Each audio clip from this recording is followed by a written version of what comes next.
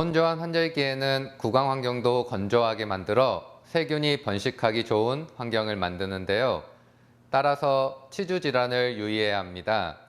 흔히 잇몸병으로 불리는 치주 질환은 입속 세균이 치아 표면에 달라붙어 잇몸에 염증이 발생하는 질병으로 치주 질환 초기에는 잇몸이 붓거나 양치질을 할 때 피가 나는 증상을 보입니다. 그러다 염증이 깊어지면 잇몸이 짙은 빨간색이나 보라색으로 변색되거나 농양, 궤양이 나타날 수 있습니다.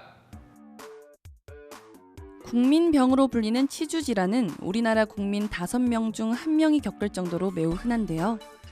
치아를 제대로 닦지 않으면 음식물 찌꺼기와 세균이 만나 치태가 생기고 이 치태가 굳어져 생긴 치석에는 세균이 쉽게 달라붙어서 잇몸 염증을 일으켜 치주 질환이 발생하게 됩니다.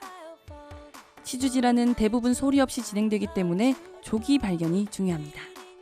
치주 질환으로 병원을 찾은 환자 대부분은 증상이 많이 진행된 경우가 많습니다.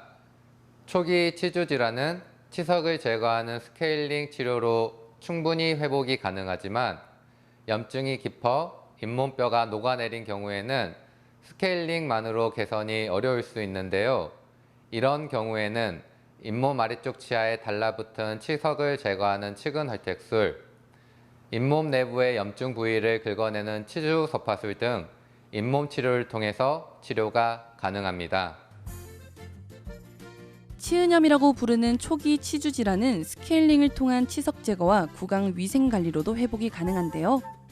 하지만 치주 질환이 진행될수록 잇몸뿐만 아니라 잇몸 아래 치조골까지 녹게 되는데 이것을 치주염이라고 부릅니다.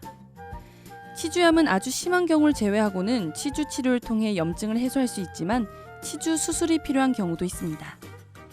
따라서 평소 치주 질환의 예방과 조기 치료로 건강한 잇몸을 유지하는 것이 좋습니다. 최근 연구에 따르면 치주 질환을 제때 치료하지 않고 방치할 경우 치아를 잃는 것뿐만 아니라 치매에 걸릴 확률까지 높인다고 합니다. 치주 질환 원인균은 혈류나 신경을 통해 뇌로 침투해 치매를 유발할 수 있는 것으로 보고되고 있는데요. 또한 당뇨병 등 전신질환에도 영향을 줍니다. 따라서 올바른 구강 관리 습관으로 청결하게 관리해야 하는데요. 평소 꼼꼼한 양치질과 정기검진, 그리고 스케일링만 잘해줘도 치주 질환을 충분히 예방할 수 있습니다. 치주 질환을 예방하기 위해선 평소 올바른 양치질과 정기검진이 중요합니다. 특히 칫솔질 방법 중 바스법이 구강 세균을 제거하는 데 효과적인데요. 칫솔모의 끝을 치아와 잇몸이 닿는 부위에 45도 방향으로 밀착시켜 10초간 앞뒤 방향으로 진동을 줘 닦아줍니다. 또한 개인의 구강 환경에 맞는 구강용품을 처방받아 사용하는 것도 도움이 됩니다.